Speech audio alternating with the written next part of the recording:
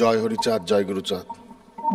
আমি শান্তনু ঠাকুর, লোকসভার সদস্য নির্বাচিত হইয়া ঈশ্বরের নামে শপথ করিতেছি যে বিধিধারায় স্থাপিত ভারতের সংবিধানের প্রতি আমি অকৃত্রিম নিষ্ঠা ও আনুগত্য পোষণ করিব। আমি ভারতের সার্বভৌমত্ব ও অখণ্ডতা রক্ষা করিব এবং যে কর্তব্যভার আমি গ্রহণ করিতে উদ্যত হইয়াছি তাহা নিষ্ঠাপূর্বক নির্বাহ করিব।